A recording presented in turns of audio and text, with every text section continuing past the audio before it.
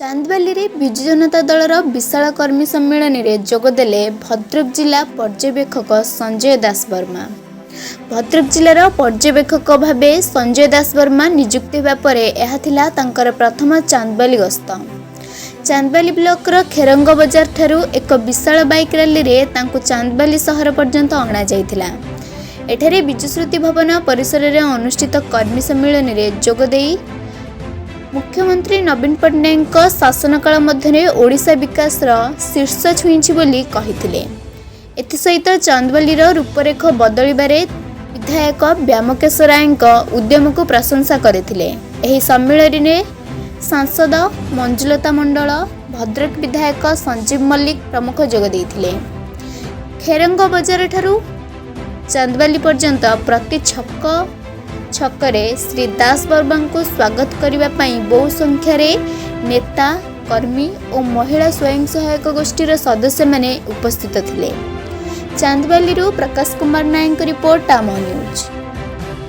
हमार पर्यवेक्षक श्रीजुक्त संजय दास वर्मा महोदय आज चांदबाली गस्त करथिले एवं एई गस्त अवसर रे पूरा चांदबाली रे पाखापाखि 15 ରୁ 20 हजार लोक रास्ता रे ठिया होइकि ताकू सम्मान जणैथिले, अभिनंदन जणैथिले एवं पाखापाखि 3000 ରୁ ऊर्ध्व बाइक रैली रे ताकू अणा जाइथिला चांदबाली को एवं चांदबाली रे तो वरिष्ठ नेतृत्व मानक गहण रे से किछि समय आज ताकर वार्ता दैचंती, ताकर रणनीति केमती रहिबो से विषय रे प्रकाश करिसंती।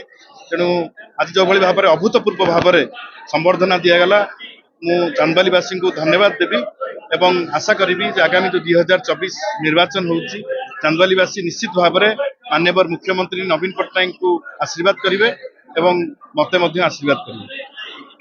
असंधीर यात्रा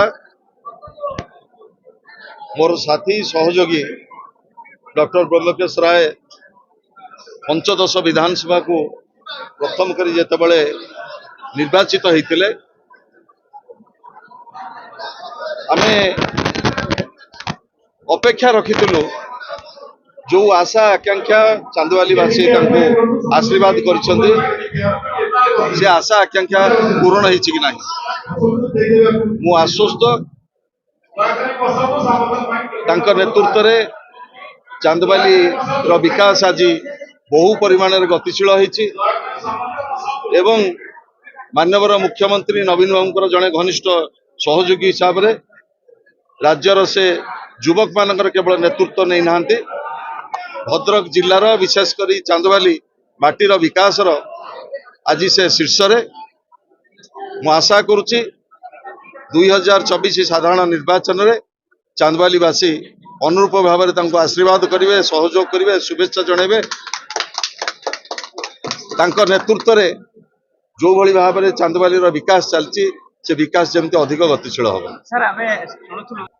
शुणु गोटे गणतंत्र रे गोटे सरकारी दलर जी आवश्यकता रही गोटे दृढ़ विरोधी दलर आवश्यकता रही आम काम आम कथा कह क्या समालोचना आलोचना करने अपेक्षा निजर दायित्व एवं गणतंत्र रे गोटे विरोधी दलर जो सम्मान बोध रही समस्त सम्मान सहित मुझे कही रखा चाहूँगी श्रेष्ठ विचारक हेले चांदबालीवासी जो चांदबालीवासी दुई थर राय अत्यंत स्पष्ट भाव में एवं साधारण निर्वाचन को आरंभ कर त्रिस्तरीय पंचायत राज निर्वाचन को आरंभ कर पौर निर्वाचन पर्यंत चांदबालीवासी राय स्पष्ट भाव में व्यामकेश्वर राय नेतृत्व उपर आस्था प्रकट कर माननीय मुख्यमंत्री नवीन बाबू को आशीर्वाद कर सेवा करने सुजोग देइछन्ति। यदि आपको आम भिडी भल लगा तेब आम चैनल को लाइक, शेयर और सब्सक्राइब करने को जमा भी भूलु नहीं।